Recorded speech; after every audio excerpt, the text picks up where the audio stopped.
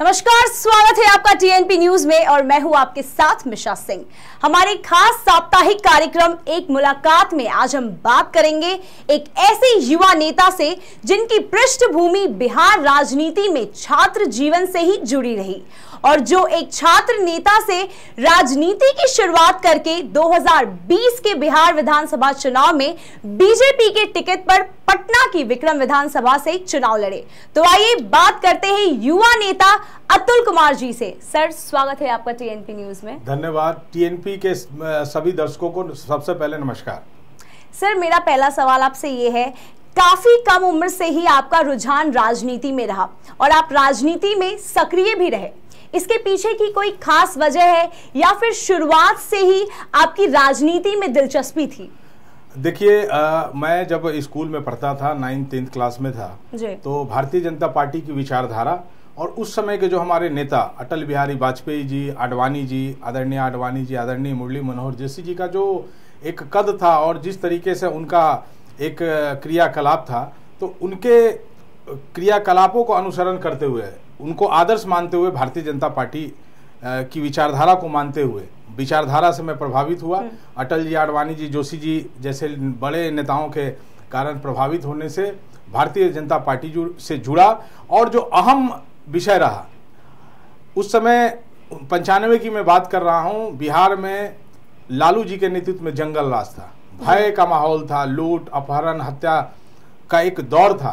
तो मुझे लगा कि भारतीय जनता पार्टी एक ऐसी पार्टी है जो लालू जी के खिलाफ लड़ सकती है बिहार में। सर, आपने कहा कि पहले जंगल राज था, अगर पहले जंगल राज था तो अब बिहार में किसका राज है? देखिए, आसमान, जब लालू जी के शासन और अभी के शासन, एनडीए शासन का आप जब तुलना करेंगे तो आसमान और जमीन का अंतर था। उदाहरण के तौर पे आप लेंगे, लालू जी के जंगल राज में अपहरण जो था वो उद्योग का रूप ले चुका था, लेकिन आज जब आप वर्तमान सेटअप देखेंगे, बिहार के मुख्यमंत्री नीतीश कुमार जी के नेतृत्व में बिहार के यशस्वी उद्योग मंत्री के रूप में आज बिहार में इथेनॉल प्लांट से लेके पेप्सी का प्लांट लेके फूड पार्क जैसे उद्योग स्थापित किए जा रहे हैं। तो मेरे कहने का मतलब, जो अपहरण का उद्योग था उसको समाप्त करके आज हम बड़ी बड़ी कंपनियों को यहाँ बिहार में लाने का काम कर रहे हैं। तो आसमान और जमीन का अंतर है जी।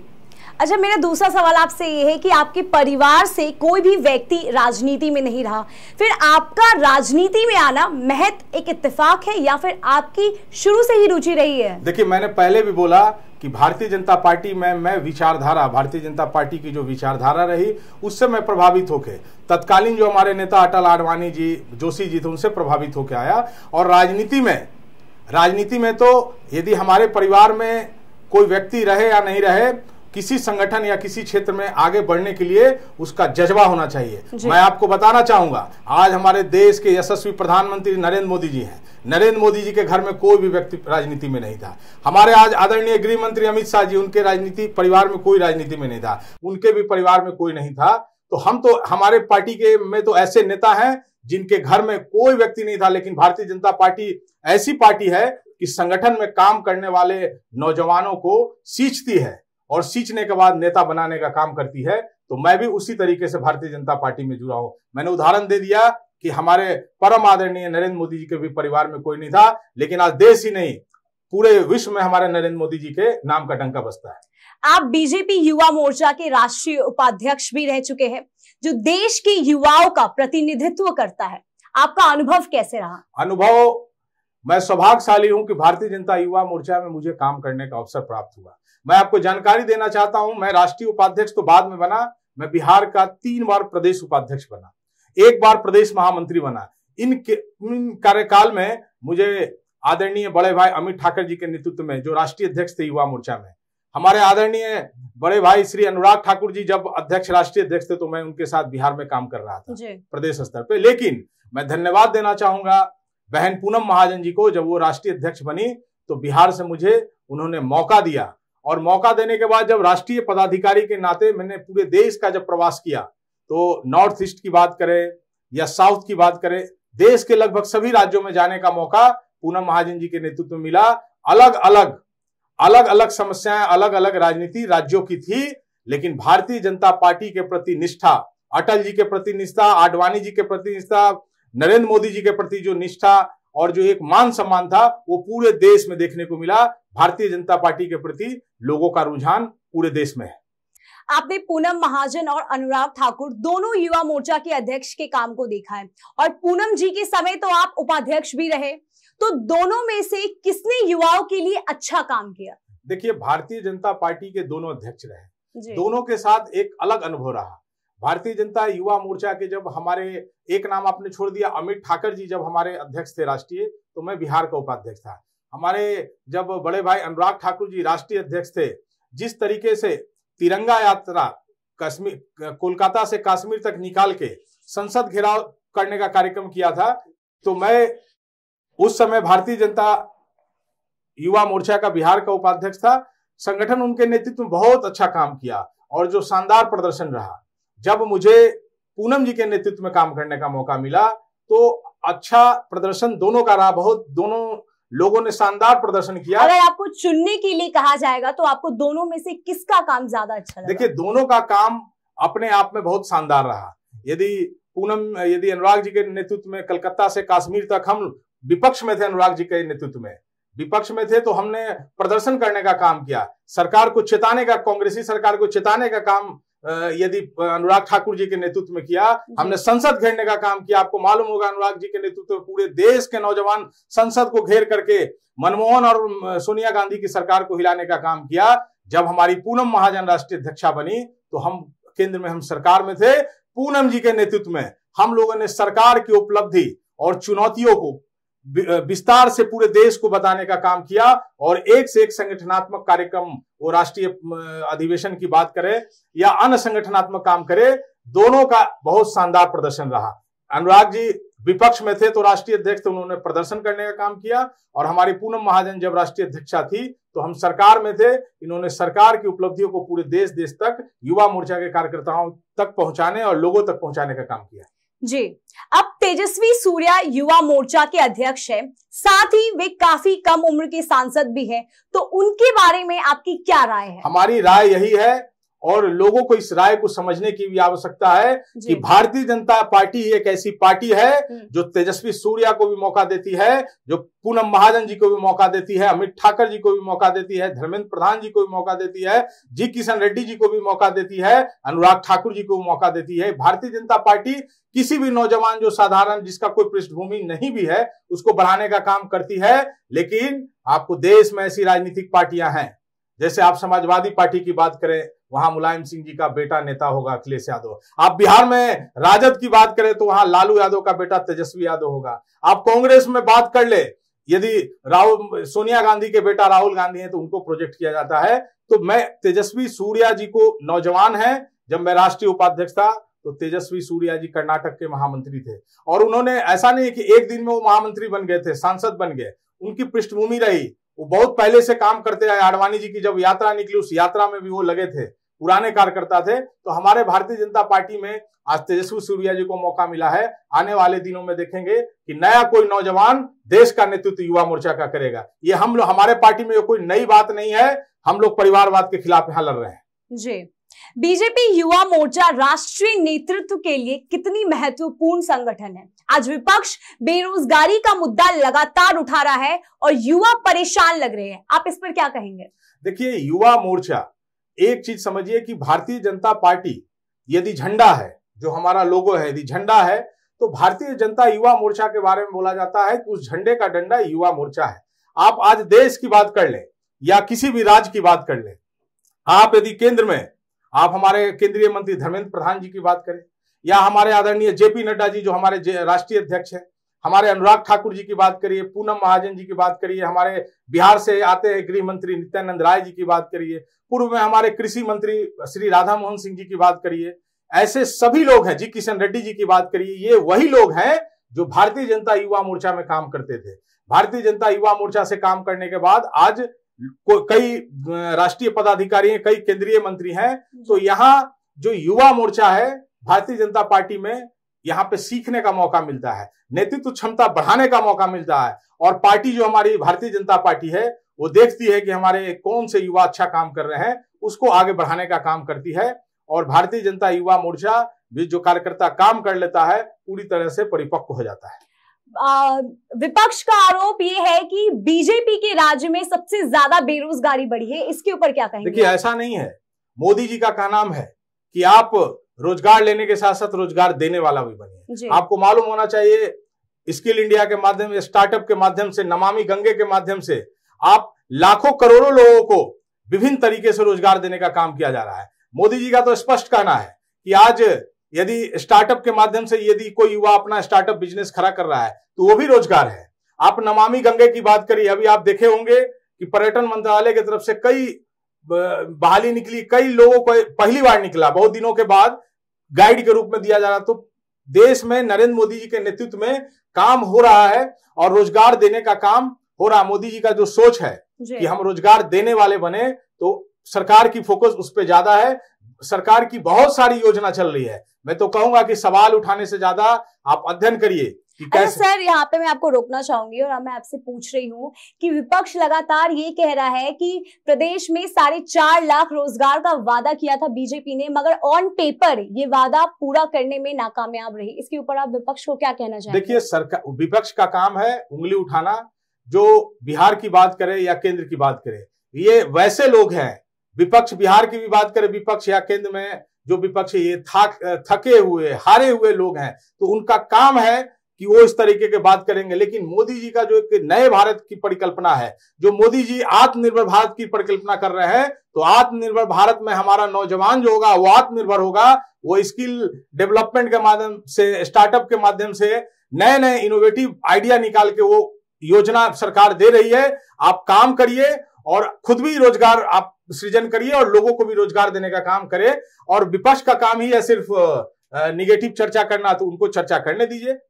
आप 2020 विधानसभा चुनाव में विक्रम से बीजेपी के टिकट पर चुनाव लड़ चुके हैं। आपको जनता का समर्थन भी मिला, लेकिन फिर भी आपको जीत नहीं मिली। इसके पीछे क्या वजह है? देखिए, भारतीय जनता पार्टी में कोई भी कार्यकर्ता को पार्टी आगे बढ़ा देती है। मैं 25 साल से भारतीय जनता पार्टी में काम कर रहा था। वार्ड का अध्यक्ष था, मंडल में रहा, जिला में काम किया, प्रदेश में राष्ट्रीय स्तर पे काम किया। तो जब पार्टी, अभी एक दिक्कत परेशानी होती है कि जब पार्टी किसी नए व्यक्ति को देती है, जैसे मैं चुनाव पहली बार लड़ रहा था लेकिन संगठन में बहुत पहले से काम कर रहा है, तो स्वाभाविक तौर पे जो कुछ पुराने लोग होते हैं उनको कठिनाई समस्या होती है। तो वैसे ही कठिनाई मेरे साथ भी मेरे विधानसभा में आई।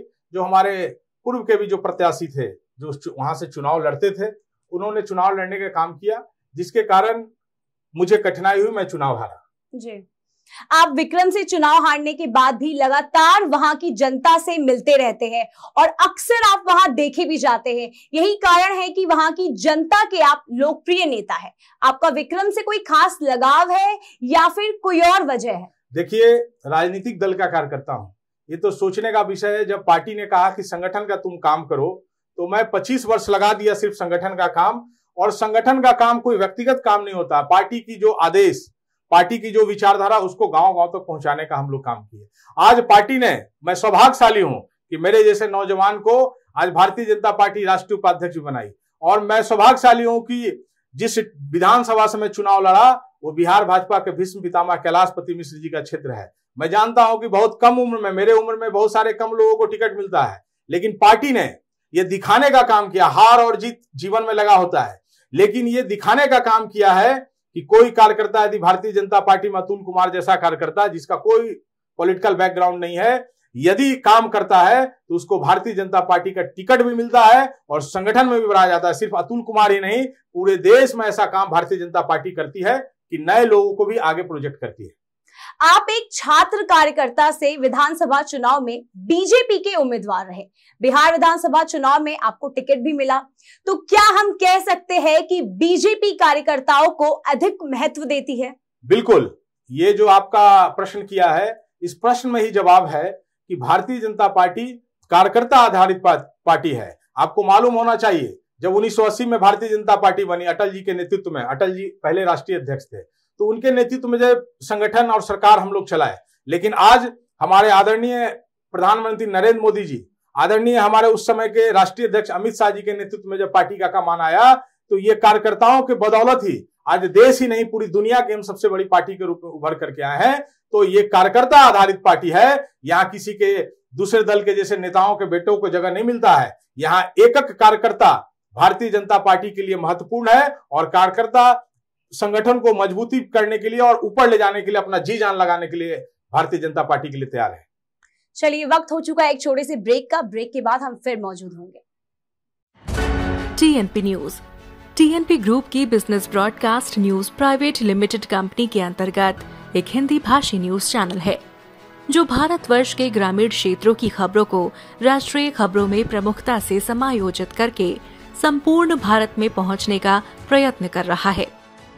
BBNPL का मूल उद्देश्य माननीय प्रधानमंत्री जी के आत्मनिर्भर एवं डिजिटल भारत के सपने को साकार करते हुए ग्रामीण क्षेत्र के युवाओं को जो आर्थिक दृष्टि से पिछड़े हुए हैं और आत्मनिर्भर बनने का स्वप्न देखते हैं, उसे सार्थक करते हुए पत्रकारिता का ज्ञान और कौशल प्रदान करना है। अपने लोकल के लिए वोकल बनना है। इस मैसेज को युवाओं तक पहुंचाएं, जिससे युवाओं का भविष्य उज्जवल हो सके और पत्रकारिता के क्षेत्र में अपना नाम और अपने गांव का नाम रोशन कर सकें। अधिक जानकारी के लिए नीचे दिए गए लिंक पर क्लिक करें या विजिट करें हमारी वेबसाइट www.tnpnews.in या www.graminreporter.com। TNP न्यूज, ख्याल आपकी खबरों का। स्वागत है आपका ब्रेक के बाद। सर, बिहार की मौजूदा राजनीति को देखते हुए ये कयास लगाए जा रहे हैं कि 10 मार्च के बाद बिहार में बड़ी राजनीतिक उथल पुथल होने वाली है। क्या कहेंगे? ये कयास तो बिल्कुल गलत है, क्योंकि कयास 10 मार्च के बाद तो उत्तर प्रदेश में सरकार बनने जा रही है, अन्य राज्यों में हमारी सरकार बनने जा रही है, वहां के बारे में कयास लगाना उचित होगा। अभी तक सर चुनाव का रिजल्ट आया नहीं है। हाँ, आया नहीं, वही 10 मार्च के बाद आएगा। तो ये कयास जो अभी 10 मार्च का लगाया जा रहा है, जिस राज्य में चुनाव हो रहे हैं वहां के लिए कयास लगाने की आवश्यकता है। सभी जगह हमारी सरकार बीजेपी की बनने जा रही है। बिहार में हम एनडीए सरकार के रूप में काम कर रहे हैं। हमारे मुख्यमंत्री आदरणीय नीतीश कुमार जी हैं। अभी उनके नेतृत्व में सरकार 2025 तक अपना कार्यकाल पूरा करेगी। कहीं कोई कयास लगाने की जरूरत नहीं है। जो विपक्ष के लोग हैं वो झूठ मूठ का इस तरह का अफवाह फैला रहे हैं कि सरकार अस्थिर हो जाए, एक माहौल बिगड़ जाए, लेकिन सरकार बिल्कुल 2025 तक चलने जा रही है। लालू प्रसाद यादव को चारा घोटाले में कोर्ट ने दोषी बनाया है, लेकिन उनके बेटे तेजस्वी यादव लगातार केंद्र सरकार और सीबीआई पर सवाल खड़ा करते रहे हैं। इसके ऊपर क्या कहेंगे आप? देखिए, तेजस्वी यादव जी आज भले ही अपने पिताजी के दम पे आरजेडी के नेता हो गए होंगे, विपक्ष के नेता उनको उनके पार्टी के वरिष्ठ लोगों के रहते हुए लोगों ने मान लिया, लेकिन मैं बताना चाहता हूं, मैंने चर्चा किया है कि हम लोग कम उम्र से भारतीय जनता पार्टी में काम कर रहे हैं। मैंने बिहार में मैंने स्टार्टिंग ही किया है कि बिहार में मैंने लालू यादव के जंगल राज को देखा है। आप जब 1990 में सरकार बिहार में बनी लालू जी को, मैं पूछना चाहता हूं कि तेजस्वी जी कितने साल के थे? तेजस्वी जी का जो उम्र था वो उस समय 1 या 2 साल के होंगे। जब हमारी बिहार में सरकार 2005 में बनी, उनका उम्र क्या होगा? 15 साल के होंगे, 14 साल के होंगे, लॉलीपॉप लेके चाटते होंगे। कहना यह है कि जो बिहार में जंगल राज का दौर था, अपहरण, हत्या, लूट, बलात्कार, तेजस्वी यादव जी का बचपन भी था, वो अपनी आंखों से देख नहीं पाए, इसलिए उस तरीके की बात कर रहे हैं। जो दोषी है वो बिल्कुल दोषी है। चारा घोटाला, पशुपालन घोटाला क्या हुआ ये हम लोग देखे हैं। हम लोग चारा चोर, खजाना चोर, लालू यादव गद्दी छोड़ का नारा के साथ पटना की सड़कों पे हम लोगों ने लड़ने का काम किया और जेल जाने का काम किया था। हमारे विपक्ष के नेता सुशील कुमार मोदी थे, उस समय उनके नेतृत्व में, नीतीश जी के नेतृत्व में, रामविलास जी के नेतृत्व में हम लोग वहां लड़ाई लड़े थे। तेजस्वी यादव बच्चे हैं, उनका काम है भी कि उंगली उठाना और सीबीआई पे उंगली उठाना, लेकिन जो घोटाला उनके पिताजी किए हैं इसका भी जवाब देना चाहिए। कितने गरीबों के खून पसीना को लूटने का काम। तेजस्वी यादव कह रहे हैं इस घोटाले के बारे में कि लालू यादव को फंसाने की कोशिश की जा रही है, और साथ ही साथ उन्होंने सरकार पर सवाल खड़ा करते हुए ये कहा है कि विजय माल्या और नीरव मोदी जैसे लोग बड़े आसानी से देश छोड़कर चले जाते हैं और सरकार कुछ नहीं कर पाती है। देखिए, तेजस्वी यादव अपने पिताजी की चिंता करें। लालू यादव जिस तरीके से घोटाला किए, आज उसका देन है कि वो सलाखों के पीछे हैं। नीरव मोदी और विजय माल्या की बात है तो किसकी सरकार के समय में ये मामला हुआ? यदि भागने की बात कर रहे हैं तेजस्वी जी, तो आप अपने पिताजी के घोटाला और भ्रष्टाचार से भागिए मत। आपके परिवार ने जिस तरीके से, पूरे परिवार ने घोटालों का जिस तरीके से काम किया है पिछले सरकार के समय में भी, तो आप देखेंगे, मैं इस चैनल के माध्यम से बताना चाहता हूं, देखिएगा आने वाले दिनों में उनके परिवार के भी कई लोग जेल के अंदर होंगे। जी, आप बिहार को विकास में कितने नंबर देंगे? मैं बिहार में जब तुलनात्मक आप देखेंगे पुरानी सरकार और नई सरकार, तो मेरे बिहार में चौमुखी विकास हुआ है। सड़क के क्षेत्र में विकास हुआ है, शिक्षा के क्षेत्र में विकास हुआ है, हम मतलब शिक्षा, सड़क, स्वास्थ्य सभी सेक्टर में विकास हुआ है। तो जब उस पुरानी सरकार और आज की सरकार में तुलना करेंगे तो मैं 10 में 10 नंबर दूंगा। बिहार के उद्योग मंत्री युवा है। उद्योग मंत्री शहनवाज हुसैन ने जिस तरह बिहार में पिछले 1 साल में नए उद्योग लगवाए हैं, इस पर आपकी क्या राय है? देखिए, बहुत दिनों के बाद बिहार में ऐसा यशस्वी उद्योग मंत्री बिहार को मिला है। आज पहले उद्योग मंत्री कौन बनते थे लोगों को मालूम नहीं होता था, बिहार में क्या उद्योग थे लोगों को मालूम नहीं चलता था। लेकिन पिछले 1 साल में शहनवाज जी के नेतृत्व में उन्होंने जो उनका क्रियाकलाप रहा, जो उनकी एक्टिविटी उद्योग विभाग में रही, तो आज बिहार का लोग भी जान गया कि कोई उद्योग मंत्री भी है। और आज मैं बताना चाहता हूं 40,000 करोड़ का इन्वेस्टमेंट उनके नेतृत्व में आ चुका है। 17 इथेनॉल प्लांट पास हो चुके हैं। पेप्सी का प्लांट हो या जेएसडब्ल्यू का प्लांट हो या आईटीसी जैसे बड़े ग्रुप आज बिहार में आ रहे हैं। तो उद्योग के क्षेत्र में शहनवाज जी के नेतृत्व में 1 साल में उद्योग के क्षेत्र में अच्छे दिन आ गए हैं, ये आप बोल सकते हैं। शहनवाज हुसैन जी अटल बिहारी वाजपेयी जी के नेतृत्व में मंत्री रहे हैं। आज से 20 साल पहले वो मंत्री रह चुके हैं। टेक्सटाइल हो, सिविल एविएशन हो, अलग कोयला हो, अलग अलग विभागों को संभाल चुके हैं। शहनवाज हुसैन जी एक बड़े जानकार प्रतिभावान मंत्री बिहार को मिले हैं। यदि आज नरेंद्र मोदी जी या हमारे आदरणीय अमित शाह जी या हमारे जेपी नड्डा जी ने यदि उनको बिहार भेजा है और उद्योग मंत्रालय दिया है, जरूर इसके पीछे रीजन होगा कि जो बिहार में उद्योग के क्षेत्र में काम नहीं हुआ था वर्षों बरस, आज उस 1 साल के अंदर में जो ऐतिहासिक कदम शहनवाज जी ने उठाया है नीतीश कुमार जी के नेतृत्व में, उसकी जितनी सराहना की जाए कम है। ये बिहार ही नहीं, आज पूरे देश के लोग इस बात की चर्चा कर रहे हैं कि 1 साल में उद्योग विभाग में ऐतिहासिक काम हुए। टाटा ने बिहार की आईटीआई का अधिग्रहण कर लिया है। क्या लगता है छात्रों के लिए ये अच्छी खबर है और इससे छात्रों को कितना फायदा होगा? देखिए, ये टाटा ने जो आईटीआई को लिया है बिहार के लिए, इससे बड़ी खबर क्या हो सकती है? टाटा जैसे बड़े समूह, टाटा जैसे बड़े ग्रुप जब आईटीआई को अपने अधीन ले रही है, उसका कैसे अच्छे से संचालन हो और वहां के युवाओं को कैसे अच्छे जगह रोजगार प्लेसमेंट मिले। तो टाटा जैसी बड़ी कंपनी अधिग्रहण उसको ले रही है, हैंड ओवर कर रही है, तो ये तो बिहार के युवाओं के लिए अच्छे दिन है कि जंगल राज नहीं, आज बिहार में एनडीए सरकार, नीतीश जी और हमारे नरेंद्र मोदी जी के नेतृत्व में जो सरकार चल रही है, तो टाटा जैसी बड़ी कंपनी बिहार के युवाओं को खुशहाल बनाने का काम करने जा रही है। क्या इससे युवाओं को रोजगार मिलेगा? बिल्कुल मिलेगा। जो हमारे आईटीआई में हमारे बच्चे जो है नौजवान अलग अलग कोर्स करते हैं। कोई टेक्नीशियन, कोई कोई इलेक्ट्रीशियन का काम करता है, कोई एसी फिटिंग का काम, अलग अलग जो कोर्स हैं, मैकेनिकल का कोई काम करता है। तो वैसे जो लड़के जो डिग्री लेके आएंगे, आईटीआई पास करेंगे, तो उसका सारा टाटा कंपनी जो टाटा कंसल्टेंसी है जो उसको अधिग्रहण की है, उनका प्लेसमेंट कराने का काम करेगी। कैसे बिहार के बच्चे और आईटीआई में अच्छा करें, टाटा गाइड करेगी वहां पे। तो ये बिहार के नौजवानों के लिए बहुत बड़ी खबर है और बहुत ऐतिहासिक कदम है। हमारे बिहार के जो मंत्री जीवेश जी हैं, जो स्किल डेवलपमेंट और हमारे लेबर मिनिस्टर हैं, उन्होंने भी बड़ा अच्छा काम किया है। उनके प्रयास से आज इस तरीके का काम यदि हो रहा है तो बहुत स्वागत योग्य है और बिहार के नौजवानों के लिए बड़ा खुशी का ये खबर है। ये आप मोदी सरकार के 7 साल के कार्यकाल को कैसे देखते हैं? विकास और बेरोजगारी दूर करने के लिए केंद्र सरकार ने जो काम किए हैं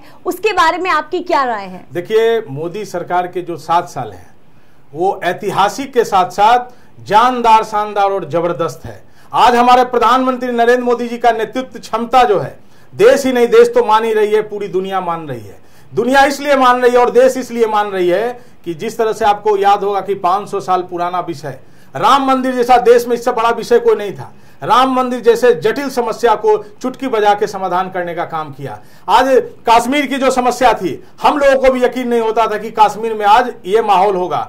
राम मंदिर धारा 370 को हटाने का काम किया। आपको मालूम होगा कैसे नरेंद्र मोदी जी ने सर्जिकल स्ट्राइक और एयर स्ट्राइक करने का काम किया, और जो टेक्नोलॉजी के सेक्टर में या एजुकेशन या शिक्षा के क्षेत्र में, स्वास्थ्य के क्षेत्र में, नई नई योजनाओं के क्षेत्र में जिस तरीके से मोदी जी का काम हो रहा है वो आप और हम सभी महसूस कर रहे हैं। विपक्ष जो है उन्हीं को ये नजर नहीं आ रहा है, बाकी पूरे देश और पूरी दुनिया को नजर आ रही है। आप देख रहे होंगे कि अभी यूक्रेन और रसिया में जो लड़ाई हो रहा है उसमें भी आज पूरे विश्व में किसी की खोज हो रही है, तो नरेंद्र मोदी जी की जो क्षमता, नेतृत्व क्षमता है, इस कारण से उनकी खोज हो रही है। तो हम बड़े सौभाग्यशाली हैं कि इस जीवन में अटल जी के बाद हम लोगों को नरेंद्र मोदी जी जैसा सशक्त प्रधानमंत्री, गौरवशाली प्रधानमंत्री मिला है, जिससे हम देश के लोग बड़े सौभाग्यशाली हैं। विपक्ष का ये आरोप है कि बीजेपी ने सिर्फ मंदिर बनवाने का काम किया है, इसके अलावा विकास का कोई काम नहीं किया है। देखिए, विपक्ष हमारे देश में विपक्ष है ही नहीं, बिल्कुल कमजोर है। हमारे विपक्ष में क्या है, हमारे राहुल गांधी हैं, जिनको लोग देश पप्पू भी कहता है, जिनको आटा और चावल और गेहूं का अंतर नहीं मालूम है, उनको नरेंद्र मोदी जी के नेतृत्व क्षमता के बारे में क्या मालूम होगा, उनके विकास के बारे में क्या मालूम होगा। तो जो विपक्ष है उसका काम है सिर्फ बेबुनियाद बातें करना, उनका काम है वो करते रहें। लेकिन नरेंद्र मोदी जी के नेतृत्व में, अमित शाह जी के नेतृत्व में, जेपी नड्डा जी के नेतृत्व में पूरे देश में जो काम हो रहा है और तरीके से जो काम कर रहा है, देश दुनिया समझ रही है। और आज यदि काम नहीं किए होते तो दूसरी बार प्रधानमंत्री देश के नहीं बने होते, दूसरी बार बन गए हैं, और गैर कांग्रेसी प्रधानमंत्री के रूप में वो बने हैं, अपने काबिलियत के दम पे, अपने विकास कार्यों के दम पर वो बने हैं। तो इनका काम बहुत सराहनीय है। क्या उत्तर प्रदेश के युवा वोटर बीजेपी को वोट देंगे? क्योंकि जिस तरह से बेरोजगारी को लेकर युवाओं का विरोध देखने को मिल रहा है, इस पर आपकी क्या राय है? देखिए, बिल्कुल नौजवान नरेंद्र मोदी जी के नेतृत्व में, योगी जी के नेतृत्व में उत्तर प्रदेश में युवा भारतीय जनता पार्टी को जिताने जा रही है। मैं इसलिए बोल रहा हूं कि जब आप युवाओं की बात कर रहे हैं तो इसके पहले सरकार किसकी थी? सरकार यदि अखिलेश यादव जी के नेतृत्व में चल रही थी तो अखिलेश यादव तो युवा थे। उन्होंने क्या किया युवाओं के लिए? उन्होंने सड़क पे छोड़ने का काम किया था। युवाओं को उनके कैरियर बर्बाद हो रहे थे। लेकिन जब से योगी जी की सरकार बनी है तो कहीं ना कहीं एक नए उत्तर प्रदेश का निर्माण योगी जी के नेतृत्व में हो रहा है। लाख जो बात करनी है विपक्ष करे, युवाओं की बात करे, किसानों की बात करे, महिलाओं की बात करे, लेकिन सभी जान चुके हैं कि उत्तर प्रदेश में योगी जी और भारतीय जनता पार्टी ही है जो उत्तर प्रदेश का विकास कर सकती है। और ये महसूस भी कर रही है कि योगी जी जैसा नेतृत्व करता उत्तर प्रदेश में भी कोई ना है, और आने वाले भी दिनों में भी कोई दिखने नहीं जा रहा है कि कोई योगी जी का टक्कर करेगा। आप युवाओं के लिए और बिहार के लोगों के लिए कोई संदेश देना चाहेंगे? देखिए, मैं संदेश बिल्कुल देना चाहूंगा कि नरेंद्र मोदी जी के नेतृत्व में और हमारी बिहार में जो एनडीए की सरकार चल रही है, नरेंद्र मोदी जी का जो 2 मंत्र है, नरेंद्र मोदी जी बोल रहे हैं कि नए भारत का निर्माण करेंगे और आत्मनिर्भर भारत की बात कर रहे हैं। तो अपने नौजवान साथियों से मैं आग्रह करना चाहूंगा, विनम्र विनती करना चाहूंगा कि मोदी जी की जो आत्मनिर्भर भारत की सपना है और नए भारत की निर्माण की सपना है, तो आइए नरेंद्र मोदी जी के साथ उनके कदम से कदम मिला के चलिए और नए भारत के सपने को साकार करने के लिए हमारे बिहार के युवाओं की भी उसमें भागीदारी हो, आत्मनिर्भर बनाने और बनने में उनकी भागीदारी हो, यही मैं आग्रह करना चाहूंगा। आपको बता दें कि टीएनपी न्यूज भी ग्रामीण रिपोर्टर बनाकर प्रधानमंत्री नरेंद्र मोदी जी के सपने को साकार करते हुए युवाओं को पत्रकारिता के क्षेत्र में आत्मनिर्भर बनाने का प्रयास कर रहा है। युवाओं के लिए ये एक बड़ा मौका है, इस चीज को आप कैसे देखते हैं? देखिए, टीएनपी न्यूज जो काम कर रहा है, जिस तरीके से इस न्यूज का जो सोच है और पूरी टीम जो लगी हुई है कि गांव-गांव में आज नरेंद्र मोदी जी ने जिस तरीके से कहा कि हम आत्मनिर्भर लोगों को बनाएंगे, देश आत्मनिर्भर होगा, तो टीएनपी न्यूज नरेंद्र मोदी सिर्फ और सिर्फ नरेंद्र मोदी जी के सपने को साकार कर रहा है कि गांव-गांव में जो हमारे युवा बैठे हैं उनके हाथों में रोजगार देके उनको आत्मनिर्भर बना करके टीवी चैनल के टीएनपी न्यूज के माध्यम से उनको आत्मनिर्भर बनाने का यदि काम कर रही है, तो मैं इसके हमारे टीएनपी न्यूज के जो अमित पांडे और उनकी पूरी टीम को मैं धन्यवाद देना चाहूंगा कि आपका ये कार्यक्रम देश में ही नहीं, एक बिहार में ही नहीं, दिल्ली में नहीं, उत्तर प्रदेश में नहीं, देश के सभी राज्यों में आपका जाल बिछे और ज्यादा से ज्यादा ग्रामीण रिपोर्टर आपका जुड़े, आपके इस न्यूज चैनल से जुड़े और नरेंद्र मोदी जी के सपने को साकार करें। सर, योगी जी ने कहा है कि इस बार चुनाव में लड़ाई 80 बनाम 20 की है, तो मैं आपसे जानना चाहूंगी कि 80 बनाम 20 का तर्क क्या है? देखिए, 80 और 20 का जो मोदी योगी जी ने चर्चा किया है जी। तो चर्चा तो राजनीतिक चर्चा है। उनका का नाम है कि हम 80 की चर्चा करें या 20 की चर्चा करें, उसका कंक्लूजन यही है कि योगी जी का साफ कहना है कि हम किसी भी कीमत पे यहाँ विकास के एजेंडे पे हम सरकार बनाने जा रहे हैं। अच्छा, मेरा आपसे आखिरी सवाल ये है कि आप अपने राजनीतिक गुरु किसे मानते हैं? देखिए, जब मैं जुड़ा था, ये राजनीति हो या कोई अलग क्षेत्र हो, जैसे हम युवा हैं तो हमारे लिए स्वामी विवेकानंद बचपन से लेकर आज तक हमारे आदर्श हैं। हमारे भगत सिंह हमारे बचपन से लेकर आज तक, वीर सावरकर, भगत सिंह, सुखदेव, ऐसे सारे लोग हमारे आदर्श हैं। लेकिन राजनीति में जब मैं जुड़ा तो मैं उस समय अटल जी को अपना आदर्श मानता था। मैं जब राजनीति में जुड़ा था उस समय नौजवानों में एक क्रेज प्रमोद महाजन जी का था। मैं प्रमोद महाजन जी का बहुत बड़ा फैन रहा हूं, मैं उनको आदर्श मानता हूं। लेकिन अभी नई पीढ़ी जब राजनीति में आ गई है तो वर्तमान राजनीति में हमारे आदर्श परम आदरणीय नरेंद्र मोदी, अमित शाह जी हमारे आदर्श हैं। सर, हमारे साथ बातचीत करने के लिए धन्यवाद। तो ये थे हमारे साथ बातचीत के लिए अतुल कुमार। अगले हफ्ते हम एक बार फिर हाजिर होंगे एक नए मेहमान के साथ। तब तक के लिए बने रहिए टीएनपी न्यूज के साथ। टीएनपी न्यूज टीएनपी ग्रुप की business broadcast news private limited company के अंतर्गत एक हिंदी भाषी न्यूज चैनल है जो भारतवर्ष के ग्रामीण क्षेत्रों की खबरों को राष्ट्रीय खबरों में प्रमुखता से समायोजित करके संपूर्ण भारत में पहुंचने का प्रयत्न कर रहा है। BBNPL का मूल उद्देश्य माननीय प्रधानमंत्री जी के आत्मनिर्भर एवं डिजिटल भारत के सपने को साकार करते हुए ग्रामीण क्षेत्र के युवाओं को जो आर्थिक दृष्टि से पिछड़े हुए हैं और आत्मनिर्भर बनने का स्वप्न देखते हैं, उसे सार्थक करते हुए पत्रकारिता का ज्ञान और कौशल प्रदान करना है। अपने लोकल के लिए वोकल बनना है। इस मैसेज को युवाओं तक पहुंचाएं, जिससे युवाओं का भविष्य उज्जवल हो सके और पत्रकारिता के क्षेत्र में अपना नाम और अपने गांव का नाम रोशन कर सकें। अधिक जानकारी के लिए नीचे दिए गए लिंक पर क्लिक करें या विजिट करें हमारी वेबसाइट www.tnpnews.in या www.graminreporter.com। TNP न्यूज, ख्याल आपकी खबरों का।